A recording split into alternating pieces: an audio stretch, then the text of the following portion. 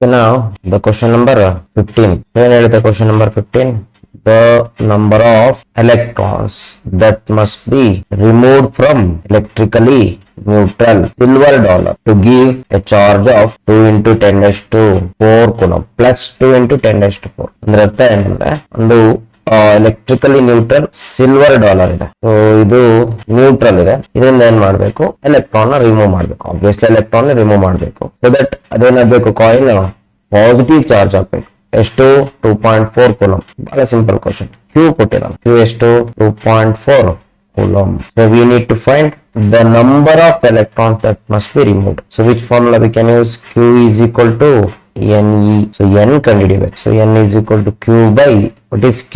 2.4 coulomb divided by E know basic value of charge 1.6 into 10 raised to minus 19 coulomb. So 2.4 divided by 10.6 ಅಂತ ಅಂದ್ರೆ ನಮಗೆ ಎಷ್ಟಾಗುತ್ತೆ? will become 1.5 into 10 to the power of 19. Number of electrons should be removed. So ಅವಾಗ ಏನಾಗುತ್ತೆ, ಅದು positive charge ಆಗುತ್ತೆ. So 1.5 into 10 raised to plus 19. So option B is correct. Next question number 16. So question number 16 ಹೇಳುತ್ತೆ a coin is made up of aluminum. Coin ಇದೆ, coin is made up of aluminum and weighs 0.75 gram. So first coin ಇದೆ, and the coin made up of aluminum, pure aluminum. So mass of the coin is how much? 0.75 gram.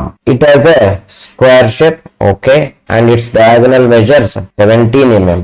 So diagonal distance 17 mm ಇದೆ. Next ಏನಾಗಿದೆ, it is electrically neutral ಅಂತೆ and contains equal amount of positive and negative charges. So ಆ coin ಅಲ್ಲಿ ಏನಾಗಿದೆ, equal number of positive and negative charges ಇದೆ.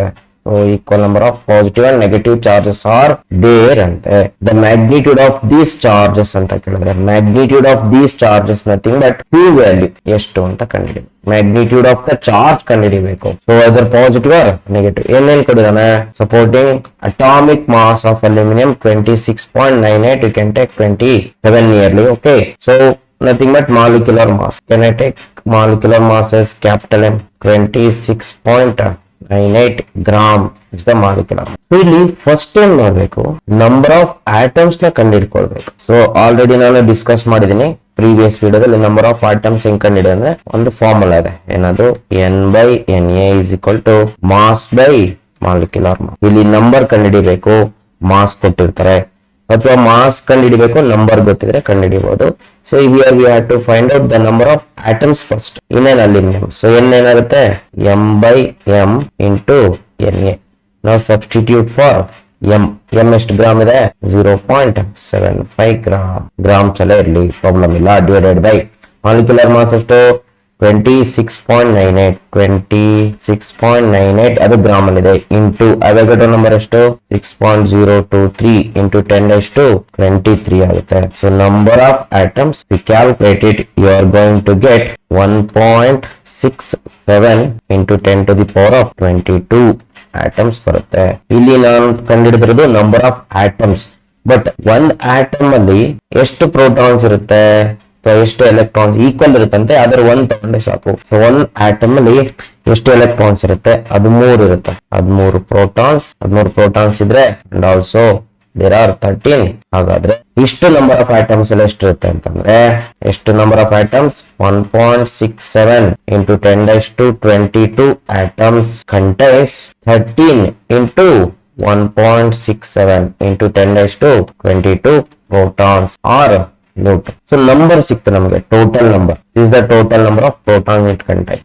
ಈಗ ಏನ್ ಮಾಡ್ಬೇಕು, ಅದ್ರ ಮೇಲೆ ಚಾರ್ಜ್ ಕಂಡಿಬೇಕು. So it's very easy to calculate the charge on it. So Q is equal to N ಯಾವ್ದು ಹಾಕೊಂತೀರಾ, ಇದು ಹಾಕೊಳ್ಬೇಕು. 13 into 1.6 into 10 to the power of 22 into N E ಎಷ್ಟು 1.6 into 10⁻19 coulomb. So Q comes out to be, ಇದನ್ನ multiply ಮಾಡಿ ನಿಮ್ಗೆ Q ಎಷ್ಟು ಬರುತ್ತೆ ಅಂತಂದ್ರೆ 3.47 into 10⁻4 coulomb. So answer is, hope ನಿಮ್ಗೆ ಇದು ಅರ್ಥ ಆಗಿದೆ ಅನ್ಕೊಂತೀನಿ. So let us take the next question, number 17. ಏನಿರುತ್ತೆ, an object of mass 1 kg contains 4 into 10⁻20 atoms. So ಒಂದು ಆಬ್ಜೆಕ್ಟ್ ಇದೆ, ಆಬ್ಜೆಕ್ಟ್ ಯಾವ್ದಂತ ಗೊತ್ತಿಲ್ಲ. ಆಬ್ಜೆಕ್ಟ್ ಅದು ಮಾಸ್ 1 kg ಇದೆಯಂತೆ, ಅದಕ್ಕೆ corresponding number of atoms 4 into 10⁻20 atoms ಇದೆ. If 1 electron is removed from every atom, ಹಾಗಾದ್ರೆ ಒಂದ್ ಆಟಮ್ ಇಂದ ಏನ್ ಮಾಡ್ತಾರೆ, ಒಂದ್ ಎಲೆಕ್ಟ್ರಾನ್ ನ ರಿಮೂವ್ ಮಾಡ್ತಾರೆ. ಸೊ ಅದ್ರ ಲೆಕ್ಕ ಏನ್ ಬಂತು, 1 electron is removed from each atom. So 1 electron ಅಂದ್ರೆ 1 atom equal to 1 electron. ಒಂದು ಎಲೆಕ್ಟ್ರಾನ್ ರಿಮೂವ್ ಮಾಡ್ತಾರೆ 1 atom ಇಂದ. So of the solid, okay, the charge gained by a solid in 1 gram. ಹಾಗಾದ್ರೆ 1 gram ಇಂದ ಎಷ್ಟು ಚಾರ್ಜ್ ಬರುತ್ತೆ ಅಂತ ಫಸ್ಟ್ ಏನ್ ಮಾಡ್ಬೇಕು, 1 kg ಅಲ್ಲಿ ಇಷ್ಟು ಆಟಮ್ಸ್ ಇದ್ರೆ 1 gram ಅಲ್ಲಿ ಎಷ್ಟು ನಂಬರ್ ಆಫ್ ಆಟಮ್ಸ್ ಇದಾವೆ ಕಂಡುಹಿಡ್ಕೊಳ್ಬೇಕಾದ್ರೆ. ಏನಿಲ್ಲ, ಇದ್ರ ರೇಷಿಯೋ ತಗೊಳ್ಳಿ, ವೆರಿ ಸಿಂಪಲ್. ಹೇಗೆ ರೇಷಿಯೋ ತಗೊಳ್ಳೋದು, ದಿಸ್ ಬೈ ದಿಸ್ ಮಾಡಿ ಏನಾಗುತ್ತೆ, 1 kg by 1 gram is equal to, so 1 kg ಅಲ್ಲಿ 4 into 10⁻20 atoms, 1 gram ಅಲ್ಲಿ ಎಷ್ಟು, n number of atoms. Take the ratio of these two. So 1 kg by 1 gram ಈ ಕಡೆ ಏನಾಗುತ್ತೆ, 4 into 10⁻20 atoms divided by n number of atoms. So ಅಲ್ಲಿ n ಏನಾಗುತ್ತೆ, cross multiply ಮಾಡಿ, 4 into 10⁻20 into 1 gram divided by 1 kg. Solve ಮಾಡಿದೆ, 4 into 10⁻20 into 1 gram ಹಾಗೆ ಅಲ್ಲಿ 1 kg ಅಂತ ಬರೀಬಹುದು, 10⁻3 gram. ಸೊ ಗ್ರಾಮ್ ಕ್ಯಾನ್ಸಲ್ ಆಗುತ್ತೆ, ನಮ್ಗೆ ಉಳಿಯೋದು 4 into 10⁻17. ಇಲ್ಲಿ ಈ ಆಟಮ್ ಅಲ್ಲಿ ಎಷ್ಟು ನಂಬರ್ ಆಫ್ ಪ್ರೋಟಾನ್ಸ್, ಎಷ್ಟು ನಂಬರ್ ಆಫ್ ಎಲೆಕ್ಟ್ರಾನ್ ಕಂಡುಹಿಡಿಯುವ ಅವಶ್ಯಕತೆ ಇಲ್ಲ. ಯಾಕಂದ್ರೆ ಇಷ್ಟು ನಂಬರ್ ಆಫ್ ಆಟಮ್ಸ್ ಇಂದ ಅಷ್ಟು ನಂಬರ್ ಆಫ್ ಎಲೆಕ್ಟ್ರಾನ್ಸ್ ಸಿಗುತ್ತೆ. ಅಂದ್ರೆ 1 ಆಟಮ್ ಇಂದ 1 ಎಲೆಕ್ಟ್ರಾನ್, ಇಷ್ಟು ನಂಬರ್ ಆಫ್ ಆಟಮ್ಸ್ ಇಂದ ಇಷ್ಟು ನಂಬರ್ ಆಫ್ ಎಲೆಕ್ಟ್ರಾನ್ಸ್. ಹಾಗಾದ್ರೆ ನಮಗೆ ನಂಬರ್ ಆಫ್ ಎಲೆಕ್ಟ್ರಾನ್ಸ್ ಎಷ್ಟು ರಿಮೂವ್ ಮಾಡ್ಬೇಕಂತ ಸಿಕ್ತು. ಸೊ ಹಾಗಾದ್ರೆ ಎಷ್ಟು ಚಾರ್ಜ್ ಆಗುತ್ತೆ ಅಂತ ಈಸಿಯಾಗಿ ಕಂಡುಹಿಡಿಬಹುದು. Use the formula Q is equal to n ಎಷ್ಟು, ಇಷ್ಟು ಆಟಮ್ಸ್ ಕರೆಸ್ಪಾಂಡಿಂಗ್ ಇಷ್ಟು ಎಲೆಕ್ಟ್ರಾನ್ಸ್. ಹಾಗಾದ್ರೆ 4 into 10⁻17 ಎಲೆಕ್ಟ್ರಾನ್ಸ್ ನ ರಿಮೂವ್ ಮಾಡ್ತೀನಿ, ಇಂಟು ಚಾರ್ಜ್ ವ್ಯಾಲ್ಯೂ ಎಷ್ಟು, 1.6 into 10⁻19 ಕೂಲಂಬ್. ಸೊ Q ನ ನೀವು ಕ್ಯಾಲ್ಕುಲೇಟ್ ಮಾಡಿದ್ರೆ ಎಷ್ಟು ಬರುತ್ತೆ ಅಂತಂದ್ರೆ 6.4 into 10⁻2 ಕೂಲಂಬ್ ಬರುತ್ತೆ. ಸೊ ಆನ್ಸರ್ ಇದಕ್ಕೆ ಹಾಗಾದ್ರೆ is that 6.4 into 10⁻2 coulomb is the charge gained by the solid which is having mass of 1 gram. Next, question number 18. Coulomb's law relates to two charges, of course. So Coulomb's law is all about force between two charges and the distance between them describing the electrostatic forces. So ಅವರೆಲ್ಲ ಕೊಟ್ಬಿಟ್ಟಿದ್ದಾರೆ. So electrostatic force ಬಗ್ಗೆ ಹೇಳುತ್ತೆ, 2 charge ಇರುತ್ತೆ. So ಏನಿದೆ question ಏನ್ ಕೇಳಿದ್ರೆ, is proportional to sum of the charges. Definitely it is not the sum ಇರೋದಿಲ್ಲ. Inversely proportional to distance ಅಂತೆ, no it is not possible. Actually it is the inversely proportional to square of the distance. ಇದು ತಪ್ಪು. Third one ಏನ್ ನೋಡು, proportional to product of the charges. Yes, correct. So force proportional to product of the two charges and inversely proportional to distance ಅಂತೆ. Inversely proportional to distance ಅಲ್ಲ, inversely proportional to square of the distance. ಹಾಗಾದ್ರೆ ಇದು ತಪ್ಪು. ನೋಡೋಣ, let us take the fourth statement, directly proportional to product of the charges and inversely proportional to square of the distance. So this is correct. So D option is correct. ಏನಿಲ್ಲ, ಇದು statement of Coulomb's law. That's it. Next, question number 19.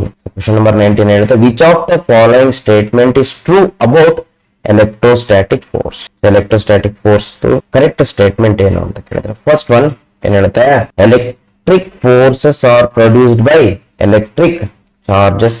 ಹೌದು. Next one ನೋಡೋಣ, like charges attract, unlike charges repel. ತಪ್ಪಿದು. Like charges actually repel, not attract. Next, electrostatic force weaker than gravitational force. ಇದು ತಪ್ಪು. Electrostatic forces ಏನಿರುತ್ತೆ, ಅದರ value ತುಂಬಾ ಜಾಸ್ತಿ ಇರುತ್ತೆ ಗ್ರಾವಿಟೇಷನಲ್ ಫೋರ್ಸ್ ಕಂಪೇರ್ ಮಾಡಿದ್ರೆ. Next, positive and negative charges can combine to produce a third type of charge. ಇದು ತಪ್ಪು. ಆಕ್ಚುಲಿ ಕರೆಕ್ಟ್ ಸ್ಟೇಟ್ಮೆಂಟ್ ಇದೆ, electric forces are produced by electric charges only. ಅದಕ್ಕೆ ಅದನ್ನ ಎಲೆಕ್ಟ್ರೋಸ್ಟಾಟಿಕ್ ಫೋರ್ಸ್ ಅಂತ ಕರೆಯೋದು. ಸೊ ಹಾಗಾದ್ರೆ 19th option A is correct. Next, question number 20. Question number 20 ಏನ್ ಹೇಳುತ್ತೆ, the constant K in coulomb's law. Coulomb's ಲಾದಲ್ಲಿ constant ಬರುತ್ತೆ, ಅದು ಯಾವ್ದ್ರ ಮೇಲೆ ಡಿಪೆಂಡ್ ಆಗಿರುತ್ತೆ ಅಂತ ಕೇಳಿದಾರೆ. ನೋಡ್ರಿ, ಎಫ್ ಇಸ್ ಈಕ್ವಲ್ ಟು ಏನಂತ ಬರುತ್ತೆ, F proportional to Q1 Q2 by R square, right? So F is equal to some constant into Q1 Q2 by R square. ಈ ಕಾನ್ಸ್ಟೆಂಟ್ ಇದೆಲ್ಲ ಕಾನ್ಸ್ಟೆಂಟ್ ಕೆ ಇದು ಯಾವ್ದ್ರ ಮೇಲೆ ಡಿಪೆಂಡ್ ಆಗಿರುತ್ತೆ ಅಂತ ಕೇಳ್ತಾರೆ. Very important question. ಇದು ಡೆಫಿನೆಟ್ಲಿ ಮೀಡಿಯಂ ಮೇಲೆ ಡಿಪೆಂಡ್ ಆಗುತ್ತೆ. ಮೀಡಿಯಂ ಚೇಂಜ್ ಆದಂಗೆ ಕೆ ವ್ಯಾಲ್ಯೂ ಚೇಂಜ್ ಆಗ್ತಾ ಹೋಗುತ್ತೆ.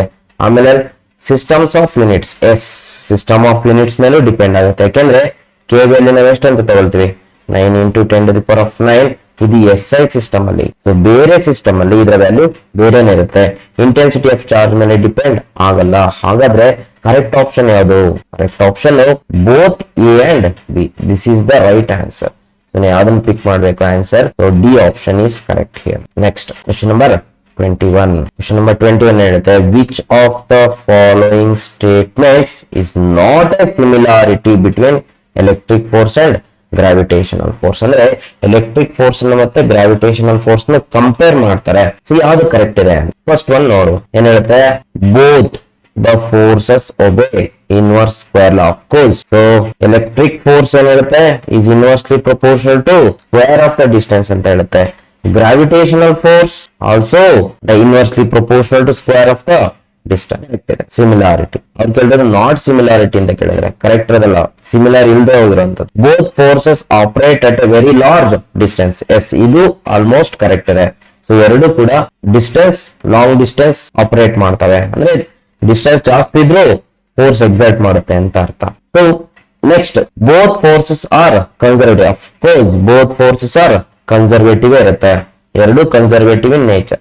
Electrostatic force is conservative, gravitational force is also conservative in nature. ಇದು ಕರೆಕ್ಟ್. ಆದ್ರೆ ತಪ್ಪಿರೋದು ಮೋಸ್ಟ್ಲಿ ಇದೇ ಇರುತ್ತೆ. Both forces are always attractive. No, gravitational force is always attractive in nature. ಆದರೆ electric force plus plus ಇದ್ರೆ repel ಆಗುತ್ತೆ, plus minus ಇದ್ರೆ attract ಆಗುತ್ತೆ, ಮೈನಸ್ ಮೈನಸ್ ಇದ್ರೆ ರಿಪೆಲ್ ಆಗುತ್ತೆ.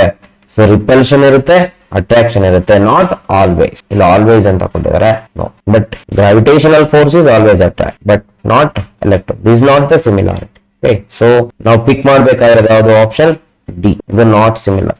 ಇದನ್ನ ಪಿಕ್ ಮಾಡ್ಬೇಕು ನಾವು. Next, the force between two small charged spheres having charges 1 - 7 2 × 10⁻⁷ coulomb place 20 cm apart in air ಅಂತ ಕೇಳಿದರೆ. ಸೊ ಏರ್ ಮೀಡಿಯಂ ಅಲ್ಲಿ ಒಂದ್ ಕಡೆ ಏನ್ ಮಾಡ್ತೀನಿ, 1 × 10⁻⁷ ಕೂಲಂಬ್ ಚಾರ್ಜ್ ನೀಡ್ತೀನಿ, ಇನ್ನೊಂದ್ ಕಡೆ 2 × 10⁻⁷ ಕೂಲಂಬ್ ಚಾರ್ಜ್ ನೀಡ್ತೀನಿ. ಅವೆರಡು ಮಧ್ಯೆ ಡಿಸ್ಟೆನ್ಸ್ ಎಷ್ಟಿದೆ? Let me take the distance as r which is 20 cm.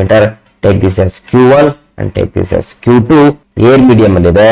ಹಾಗಿದ್ರೆ ಅವೆರಡು ಮಧ್ಯೆ ಫೋರ್ಸ್ ಕಂಡುಹಿಡಿಯಿರಿ ಅಂತ ಕೇಳಿದ್ರೆ ಡೆಫಿನೆಟ್ಲಿ ಎರಡು ಚಾರ್ಜ್ ಮಧ್ಯೆ ಎಲೆಕ್ಟ್ರೋಸ್ಟಾಟಿಕ್ ಫೋರ್ಸ್ ಇರುತ್ತೆ. For that use Coulomb's law. F is equal to 1/4πε0 ಹಾಕೋತೀವಿ ಏರ್ ಇದ್ದರಿಂದ into q1 q2/r². So F is equal to, what is the value of 4πε0? 9 × 10⁻⁹ into q1 is 1 × 10⁻⁷, q2 is 2 × 10⁻⁷, divided by ಅವೆರಡು ಮಧ್ಯೆ distance ಎಷ್ಟಿದೆ? 20 cm. Can I write 20 cm as 0.2 meter?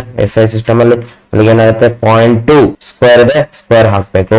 So if you calculate it, you are going to get the force value to be 4.5 × 10⁻⁻³ newton ಬರುತ್ತೆ. Calculate ಮಾಡಿ ನೋಡಿದ್ರೆ answer ಬರುತ್ತೆ. So this the answer.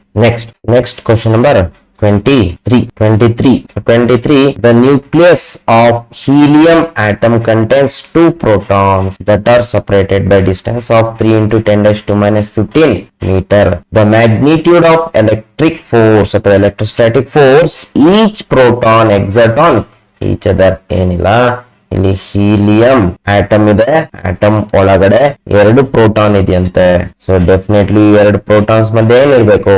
Electrostatic force ಇರಬೇಕು. Electrostatic force ನ ಕಂಡುಹಿಡಬೇಕು. ಎರಡು ಮಧ್ಯೆ distance ಎಷ್ಟಿದೆ? 3 × 10⁻⁻15 metre ಇದೆ. So use the formula. ಇದನ್ನ q1 ತಗೊಳ್ಳಿ, ಇನ್ನೊಂದು ಪ್ರೋಟಾನ್ q2 ಅಂತ ತಗೊಳ್ಳಿ. 2 ಪ್ರೋಟಾನ್ ಮಧ್ಯೆ force F is equal to 1/4πε0 q1 q2/r². So 1/4πε0 is 9 × 10⁻⁹. q1 is proton ಒಂದೇ ಪ್ರೋಟಾನ್ ಇರೋದು. ಒಂದು ಪ್ರೋಟಾನ್ ಮೇಲೆ ಎಷ್ಟು ಚಾರ್ಜ್ ಇರುತ್ತೆ? +1e ಇರುತ್ತೆ, ವಿಚ್ ಈಸ್ +1 e ಅಂದ್ರೆ 1.6 × minus 19. Simply you can take this one. So 1.6 into 10 raised to minus 19. ಇನ್ನೊಂದು proton ಮೇಲೆ ಸೇಮ್ ಅಷ್ಟೇ ಇರುತ್ತೆ.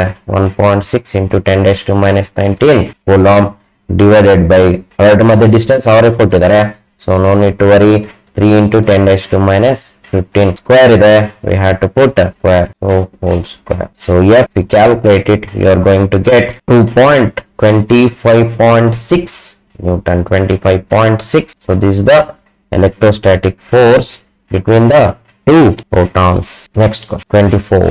Two insulated charged metallic spheres P and Q have their center separated by distance of 60 centimeter.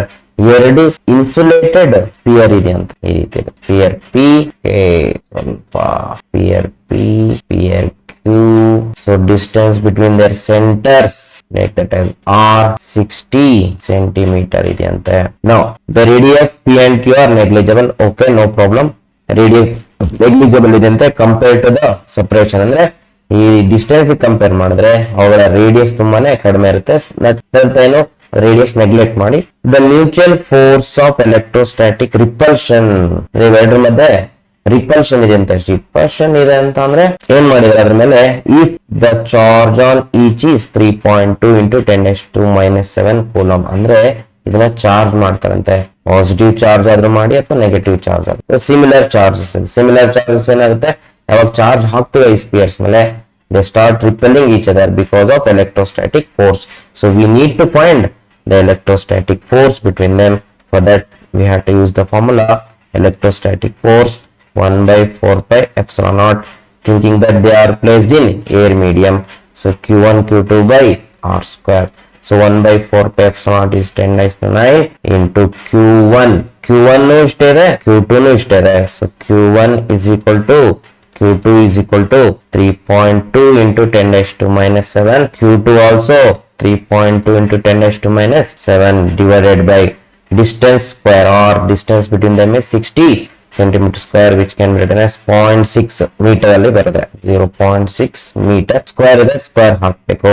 So calculate ಮಾಡಿದ್ರೆ ನಿಮಗೆ answer ಎಷ್ಟು ಬರುತ್ತೆ ಅಂತಂದ್ರೆ you are going to get 2.5 into 10 raised to minus 3 Newton. So this is the answer. Calculation ಮಾಡಿದ್ರೆ ನಿಮಗೆ answer ಬರುತ್ತೆ ಇದು. Okay, next question number 25. 2 point charges are there. ಒಂದು 3 plus 3 microcoulomb, another one is plus 4 microcoulomb. Definitely they repel each other with a force of 10 Newton. So ಬರ್ಕೊಳ್ಳೋಣ ಇಲ್ಲಿ plus 3 microcoulomb, another one is plus 4 microcoulomb, and separated by distance. They are not given the distance, right?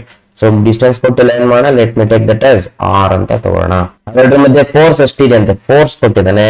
That force is 10 Newton. Next ಏನ್ ಮಾಡಿದಾರೆ, ಏನ್ ಕೇಳಿದಾರೆ ನೋಡುವ.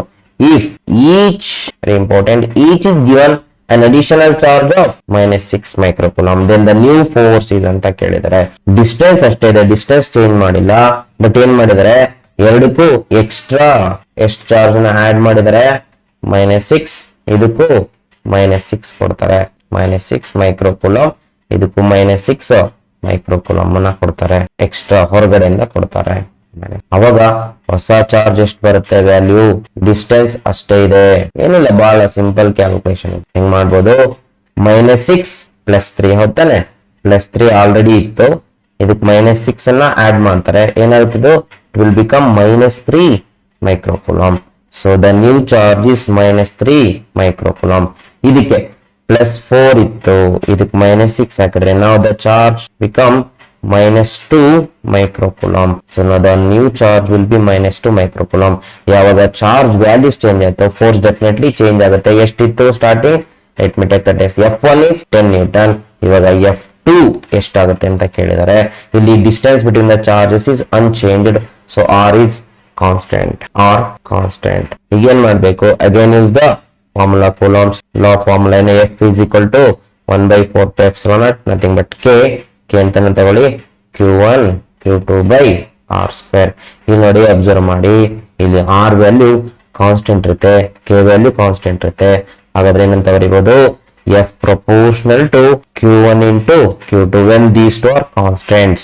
So ನಮ್ಗೆ ಏನ್ ಬೇಕು, F2 ಬೇಕು. Ratio ತಗೊಳ್ಳಿ, F2 by F1 is equal to Q1 by Q2 final divided by product of the charges Q1 Q2 initial ತಾನೆ. ಸೊ F2 ಅಂದ್ರೆ final force, initial force, corresponding charges. So ಏನಾಗುತ್ತೆ, F2 ಕಂಡುಹಿಡಿಬೇಕು. F1 ಎಷ್ಟಿದೆ, ಇದು 10 ಇದೆ. Q1 Q2 product of the charges final ಎಷ್ಟಿದೆ, 3 into 2. ಇಲ್ಲಿ ಹುಷಾರಾಗಿರಿ, ಮೈನಸ್ ತಗೊಳ್ಬಾರ್ದು. Only take the magnitude of the charges. 3 into 2 micro cancel ಆಗುತ್ತೆ ರೇಷಿಯೋದಲ್ಲಿ, no problem. Divided by Q1 Q2 product of the charge initial charges 3 into 4. So 3 cancel ಆಗುತ್ತೆ, 2 by 4 which is equal to 1 by 2 ಉಳ್ಕೊಳ್ಳುತ್ತೆ. So F2 ಏನಾಗುತ್ತೆ ಅವಾಗ, 10 ಈ ಕಡೆ ತಗೊಳ್ಳಿ, 10 by 2 which is equal to 5 Newton. So the new force is 5 Newton which is the third option, C option. 25 ಗೆ C option correct. Next question number 26. The ratio of magnitude of electrostatic force and gravitational force for an electron and proton. Yes, ಇಲ್ಲಿ ಎರಡು particle ಇದೆ, ಒಂದು electron ಇನ್ನೊಂದು proton. ಇವೆರಡು ಮಧ್ಯೆ ಎಂತ force ಇರುತ್ತೆ, ಎಲೆಕ್ಟ್ರೋಸ್ಟಾಟಿಕ್ ಫೋರ್ಸ್ ಇರುತ್ತೆ. Because these two particles R charges. ಅದ್ರ ಮೇಲೆ ಚಾರ್ಜ್ ಇರೋದ್ರಿಂದ they are charged particles, definitely they have electrostatic force. ಮತ್ತೆ ಪಾರ್ಟಿಕಲ್ ಆಗಿರೋದ್ರಿಂದ ಇವೆರಡರ ಮಧ್ಯೆ ಗ್ರಾವಿಟೇಷನಲ್ ಫೋರ್ಸ್ ಇರುತ್ತೆ. ಅಂದ್ರೆ ಸಮ್ ಮಾಸ್ ಇರೋದ್ರಿಂದ ಗ್ರಾವಿಟೇಷನಲ್ ಫೋರ್ಸ್ ಇರುತ್ತೆ, ಚಾರ್ಜ್ ಇಂದ ಎಲೆಕ್ಟ್ರೋಸ್ಟಾಟಿಕ್ ಫೋರ್ಸ್ ಇರುತ್ತೆ. ನಾವೇನ್ ಕಂಡುಹಿಡಬೇಕು, ರೇಷಿಯೋ ಕಂಡುಹಿಡಿಬೇಕು, ratio of electric force and gravitation. So let us find out electrostatic force first. ಏನಾಗುತ್ತೆ, electrostatic force 1/4 pi epsilon naught Q1 Q2 by R square. This gravitational force formula Fg is equal to G, capital G into product of the masses and square of the distance between them. ಈಗ ratio ತಗೊಳ್ಳಿ, so that distance cancel ಆಗುತ್ತೆ. So Fe by Fg. For simplification purpose 1/4 pi epsilon naught ಏನ್ ಮಾಡೋಣ, electrostatic force constant K ಅಂತ ಇಟ್ಕೊಳ್ಳೋಣ. K is obviously 1/4 pi epsilon naught. So which is 9 into 10^9. So Fe by Fg ಏನಾಗುತ್ತೆ, K into Q1 Q2 ಆಗುತ್ತೆ, divided by Fg G into M1 M2 ಆಗುತ್ತೆ.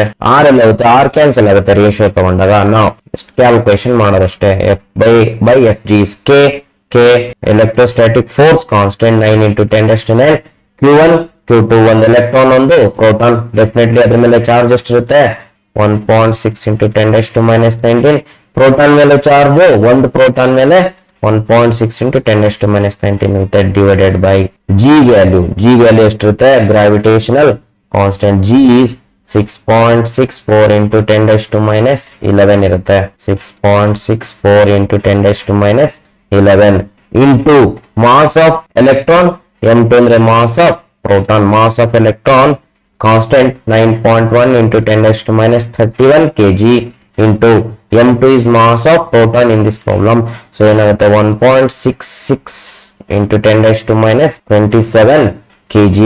So Fe by Fg ನೀವು calculate ಮಾಡಿದ್ರೆ ನಿಮಗೆ it comes out to be around, Fe by Fg comes out to be around 2.4 into 10 to the power of 39 ಇರುತ್ತೆ.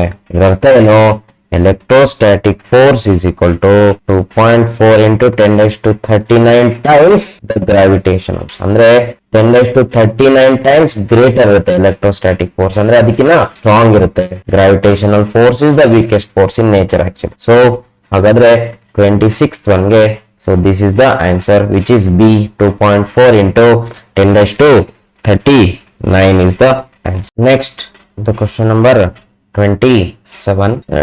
Question number, electrostatic force of attraction on a small sphere of charge 0.2 microcoulomb due to another small sphere 0.4 microcoulomb in air medium is 0.4 Newton. Then the distance between the two spheres ಅಂತ. ಇಲ್ಲಿ ಎರಡು charge, ಅದು ಒಂದು 0.2 microcoulomb, another charge minus 0.4 microcoulomb. ಇದೆರಡರ ಮಧ್ಯೆ distance ಕಂಡುಹಿಡಿಬೇಕು, but ಅದೆರಡರ ಮಧ್ಯೆ ಏನ್ ಕೊಟ್ಟಿದ್ದಾನೆ, ಫೋರ್ಸ್ ಕೊಟ್ಟಿದ್ದಾರೆ. What is the force between the two charges 0.4. So air medium ಇದೆ, so no problem. So ಯಾವ ಫಾರ್ಮುಲಾ ಯೂಸ್ ಮಾಡ್ಬೋದು, F is equal to K into Q1 Q2 by R. So R square, R ಕಂಡುಹಿಡಿಬೇಕು. ಏನಾಗುತ್ತೆ, R ಕಡೆ ತಗೊಂಡು cross multiply ಮಾಡಿ, so K into Q1 Q2 by F ಆಗುತ್ತೆ.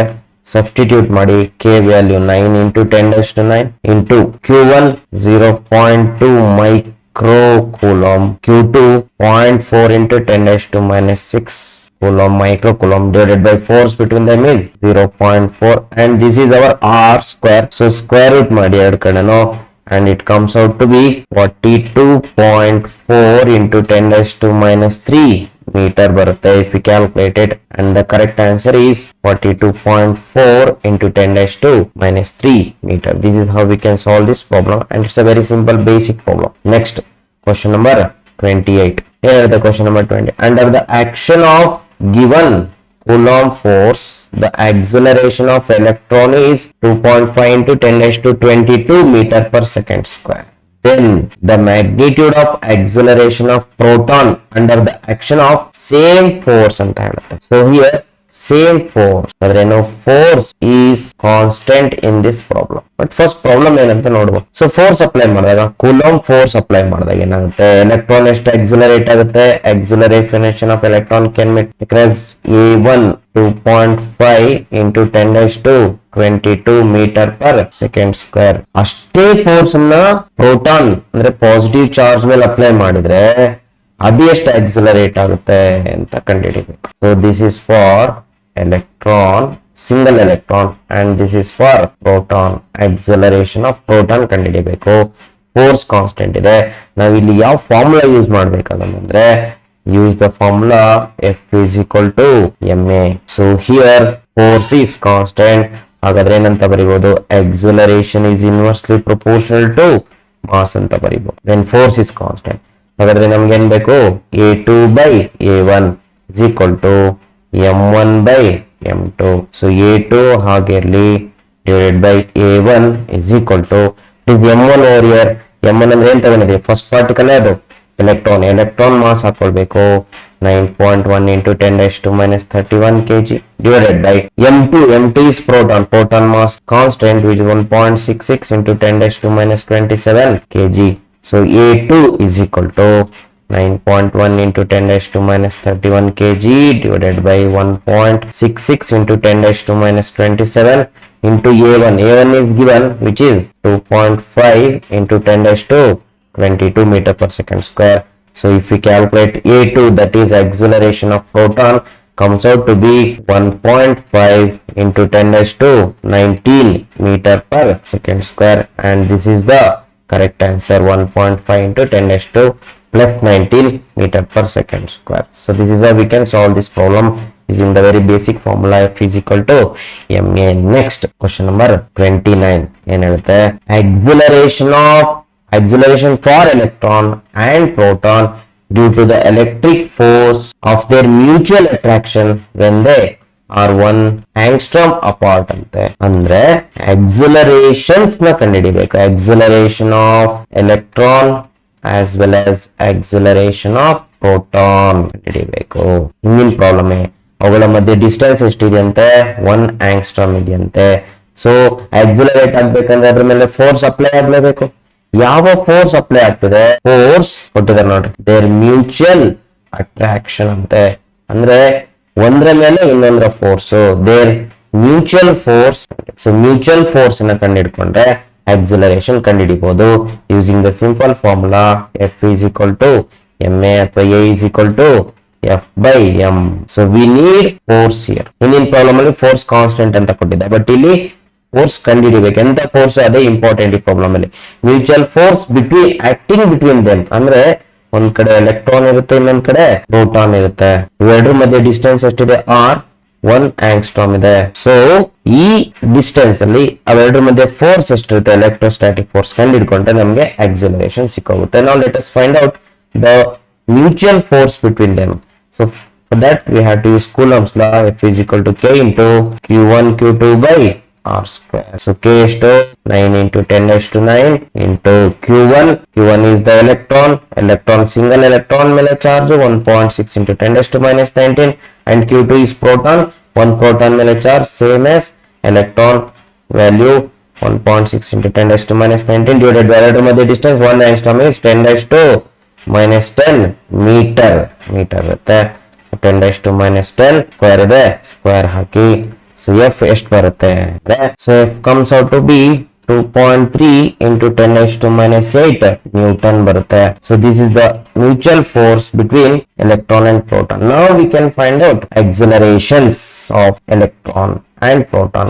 So first let us find out acceleration of electron, which is the basic formula F by me. So ಏನಾಗುತ್ತೆ? Acceleration of electron is equal to force on electron is 2.3 into 10 raised to minus 8 divided by mass of electron is 9.1 into 10 raised to minus 31 kg.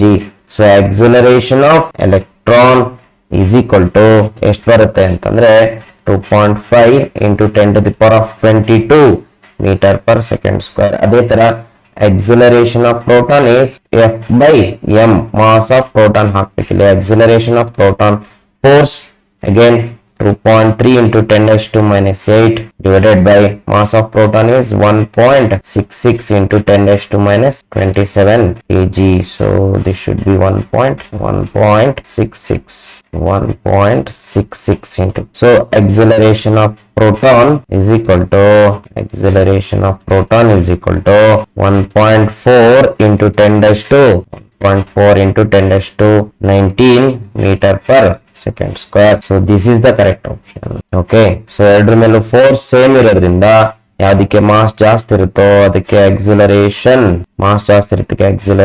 ಕಡಿಮೆ ಇರುತ್ತೆ. Mass ಕಡಿಮೆ ಇರೋದಕ್ಕೆ acceleration ಜಾಸ್ತಿ ಇರುತ್ತೆ. So electron mass ಕಡಿಮೆ, so acceleration ಜಾಸ್ತಿ ಬರುತ್ತೆ. So this the answer. Next question number 30. Two charges Q and minus 3Q are fixed on x-axis separated by distance d. Where should the third charge 2Q be placed from A such that it will not experience any force ಅಂತ ಕೇಳಿದರೆ. So it will not experience any force ಅಂದ್ರೆ net force on 2Q must be equal to 0. So net force ಏನ್ ಬರಬೇಕು? 0 ಬರಬೇಕು. ಅದರ ಅರ್ಥ they are talking about equilibrium. So equilibrium ಇಲ್ಲೇನಾಗುತ್ತೆ ನೋಡ್ರಿ, ಒಂದು ಚಾರ್ಜ್ Q ಇದೆ, ಇನ್ನೊಂದು ಚಾರ್ಜ್ -3Q ಇದೆ. ಎರಡು ಅಪೋಸಿಟ್ ಚಾರ್ಜ್ ಇದ್ದಾಗ ಸೊ ಎಲ್ಲಿ ಮೂರನೇ ಚಾರ್ಜ್ ಇಡಬೇಕು? 2Q, ಸೊ ದಟ್ ಅದ್ರ ಮೇಲೆ ನೆಟ್ ಫೋರ್ಸ್ 0 ಆಗ್ಬೇಕಂತ somewhere between A and B ಇಲ್ಲೆಲ್ಲ ಇಡೋಣ 2Q. ಸೊ ಇವೆರಡು ಮಧ್ಯೆ ಫೋರ್ಸ್ ಏನಾಗುತ್ತೆ ನೋಡ್ರಿ, ಇದನ್ನ ಇನ್ನೊಂದು ರೀತಿನೂ ಕರೀತಾರೆ, ಏನಂದ್ರೆ ನಲ್ ಪಾಯಿಂಟ್ ಅಂತ ಕರೀತಾರೆ. ನಲ್ ಪಾಯಿಂಟ್ ಅಂದ್ರೆ ಒಂದೇ ಎಲ್ಲಿ ಪಾಯಿಂಟ್ ಅಲ್ಲಿ ಎಷ್ಟು ಡಿಸ್ಟೆನ್ಸ್ ಅಲ್ಲಿ ನಮ್ಗೆ ನೆಟ್ ಫೋರ್ಸ್ 0 ಬರುತ್ತೆ ಅಂದ್ರೆ ಒಂದೇ, ಈಕ್ವಿಲಿಬ್ರಿಯಂ ಅಂದ್ರೆ ಒಂದೇ, ನಲ್ ಪಾಯಿಂಟ್ ಕಂಡಿದ್ದೀವಿ. ಇದಕ್ಕೊಂದು ಟ್ರಿಕ್ ಇದೆ ನೋಡ್ರಿ, ಏನಂತ ಹೇಳ್ತೀನಿ, ಎಕ್ಸ್ಪ್ಲೈನ್ ಮಾಡ್ತೀನಿ, ಆಮೇಲೆ let us take this problem. ಯಾವುದೇ ಎರಡು ಪಾಸಿಟಿವ್ ಚಾರ್ಜ್ ಇದ್ರೆ, ಎರಡು ಸೇಮ್ ಕೈಂಡ್ ಆಫ್ ಚಾರ್ಜಸ್ ಇದ್ರೆ, ಮೈನಸ್ ಇದ್ರೆ, ಅವೆರಡ್ರ ಮಧ್ಯೆ ಡಿಸ್ಟೆನ್ಸ್ ಎಕ್ಸ್ ಇದ್ರೆ, suppose if I take R ಅಂತ ಇಟ್ಕೊಂಡು, ಆರ್ ಇದ್ರೆ ನಿಮ್ಗೆ ನಲ್ ಪಾಯಿಂಟ್ ಎಲ್ಲಿ ಬರುತ್ತೆ ಅಂತ ಫಸ್ಟ್ ಗೆಸ್ ಮಾಡ್ಬೇಕು, ಆಮೇಲೆ ಎಕ್ಸಾಕ್ಟ್ ವ್ಯಾಲ್ಯೂ ಕಂಡುಹಿಡಿಬೇಕು. ಎರಡು ಸೇಮ್ ಕೈಂಡ್ ಇದ್ರೆ ಪ್ಲಸ್ ಅಥವಾ ಮೈನಸ್ ಇದ್ರೆ ಡೆಫಿನೆಟ್ಲಿ ನಲ್ ಪಾಯಿಂಟ್ ನಿಮ್ಗೆ ಬಿಟ್ವೀನ್ ದ ಚಾರ್ಜಸ್ ಬರುತ್ತೆ. somewhere here between the charges, not exactly at the midpoint, depends on the value of charges, somewhere between the charges ಬರುತ್ತೆ. ಈಗೇನ್ ಮಾಡ್ಬೇಕು ನೀವು, ಈ ಚಾರ್ಜ್ ಇಂದ ಎಕ್ಸ್ ಅಂತ ತಗೊಳ್ಳಿ, ಉಳಿದಿದ್ದ ಡಿಸ್ಟೆನ್ಸ್ ಏನಾಗುತ್ತೆ ಆರ್ ಮೈನಸ್ ಎಕ್ಸ್ ಆಗುತ್ತೆ. ಸಪೋಸ್ ಇದನ್ನ ನೀವು Q1 ಅಂತ ಇಟ್ಕೊಂಡ್ರೆ, ಇದನ್ನ Q2 ಅಂತ ಇಟ್ಕೊಂಡ್ರೆ, ಇಲ್ಲಿ ಇನ್ನೂ ಹುಷಾರಿರ್ಬೋದು. ಏನಂತಂದ್ರೆ Q1 ಮತ್ತೆ Q2 ನಲ್ಲಿ ಯಾವ್ದು ಸ್ಮಾಲ್ ಅಲ್ಲಿ ಇರುತ್ತೆ ಅದನ್ನ ಚೂಸ್ ಮಾಡ್ಕೊಳ್ಳಿ, ಸ್ಮಾಲರ್ ಚಾರ್ಜ್ ಅನ್ನ ಚೂಸ್ ಮಾಡ್ಕೊಳ್ಳಿ. ಸೊ ಸ್ಮಾಲರ್ ಚಾರ್ಜ್ ಕಡೆಯಿಂದ ಎಕ್ಸ್ ಅಂತ ತಗೊಳ್ಳಿ, ಇನ್ನೊಂದ್ ಕಡೆಯಿಂದ ಆರ್ ಮೈನಸ್ ಎಕ್ಸ್ ಅಂತ ತಗೊಳ್ಳಿ. ಇಲ್ಲಿ ಯಾವುದೇ ಚಾರ್ಜ್ ಇಟ್ಟು ಅದ್ರ ಮೇಲೆ ನೆಟ್ ಫೋರ್ಸ್ ಏನಾಗುತ್ತೆ 0 ಆಗುತ್ತೆ.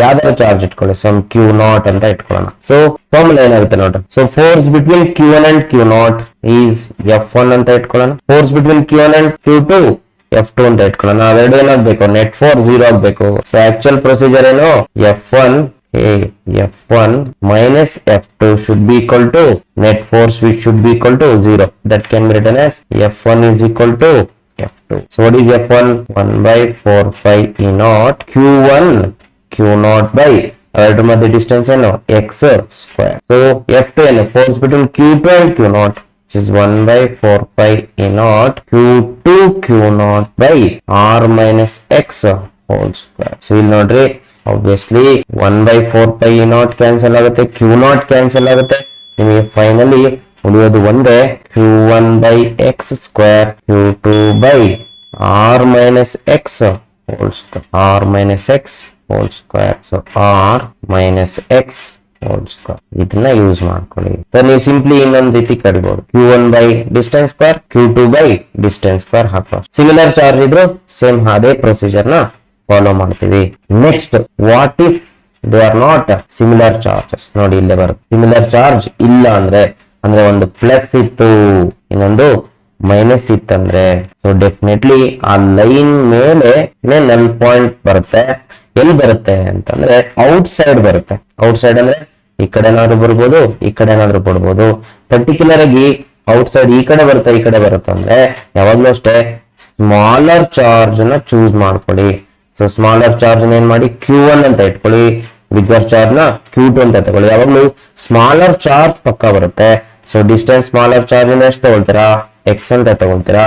If this distance is r, distance between the charges r ಅಂತ ಕೊಟ್ಟಿರ್ತಾರ ಅವರು. ಸೊ ಇಲ್ಲಿಂದ x ಅಂತ ತಗೊಂಡ್ರೆ ಇಲ್ಲಿಂದ ಈ ಚಾರ್ಜ್ ಇಂದ ಇಲ್ಲಿಗೆ ಏನಾಗುತ್ತೆ r ಪ್ಲಸ್ x ಆಗುತ್ತೆ. ಸೊ ಇಲ್ಲಿ ಯಾವುದೇ ಚಾರ್ಜ್ ಇಟ್ರು Q0 is the charge, ಇದೇನಾಗುತ್ತೆ ಇದ್ರ ಮೇಲೆ ನೆಟ್ ಫೋರ್ಸ್ 0 ಆಗುತ್ತೆ. Again write the formula, F1 is equal to F2. So 1 by 4 pi E naught Q1 Q0 by x square. ಅಂದ್ರೆ force between Q1 and Q0 F1. F2 is force between Q2 and Q0, that is 1 by 4 pi epsilon naught Q2 Q0 by R plus x whole square. So definitely ಇಲ್ಲಿ ಇದು Q0 ಎಲ್ಲ cancel ಆಗ್ತವೆ.